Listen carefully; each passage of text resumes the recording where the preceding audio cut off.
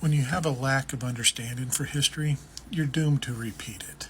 You can map it out. Like, all right, we got 57,000 buildings to take over. Within those 50,000, 7,000, millions of people to convince, tons of ministers. Like, I mean, that's decades of work. Or, hear me out. Hear me out. I'm ready. The president, the sovereign, the magistrate, Baron Trump, he comes out and he says, the king. I've taken a task force. We've gone through every website. We've driven by every building. And we have logged thousands of churches with pride flags out front, women on the clergy. And there are soldiers on the street now. We are taking their property and we are giving it to the faithful churches in town. Amen. Love it. That is completely, historically, within the realm of the magistrate. Mm-hmm. He can do that. You are an apostate, wicked church. That's and right. you're building your land, your heritage is taken from you. For the civil magistrate, even in our American system, to say your property is seized and you're out on the street would be glorious. And that's kindness. That You're would be out in the street, you're The taking your street property instead of jail is or the guillotine. moderate, soft position. This is not new information or a new thought process. I remember believing this and hearing this in the evangelicalism I was in. If everyone just believed the same, we'd all get along and everything would be peaceful on earth. Not realizing how stagnant and how much we'd rot on the vine with no progress or growth in anything that we do. But what they're failing to do is recognize the historical path, precedents that have been set before by trying to think like this. Just look at Europe alone. When you had political sovereigns and church influence and leadership trying to compete for power, and the Holy Roman Empire trying to enforce its authority over everyone else. And sometimes it would have the authority, and all the kings would have to bow down to the Holy Roman Empire.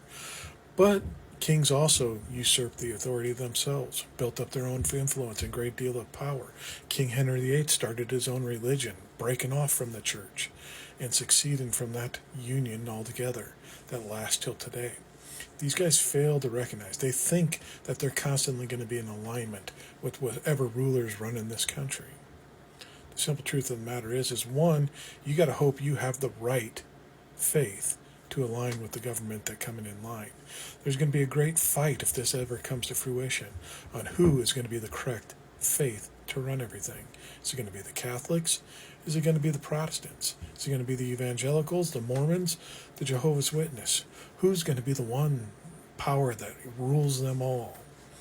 And then the hope that the authority constantly aligns with you is a great wish, because eventually that power is going to corrupt the authority, and he's going to hold and lord his power and authority over you at all times. And then you will be second hand to him and bow to his nature and do what he wants and conform to his will.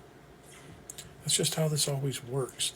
When you fight and constantly strive for power and control, it corrupts. And you are corrupted, and your minds are corrupted by thinking this way.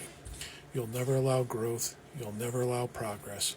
Because when you try to control and manipulate everyone and force everyone into one belief system, humanity stalls until reason finally comes out again at the end and takes over everything. A rebirth, a renaissance, a reawakening, if you will. This stuff never survives. It never goes well for anyone involved with it. Usually someone ends up at the bottom of the guillotine, suffering for what they wanted to fight for the whole time.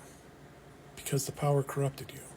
And that's all you were concerned about, was control, power, and manipulation.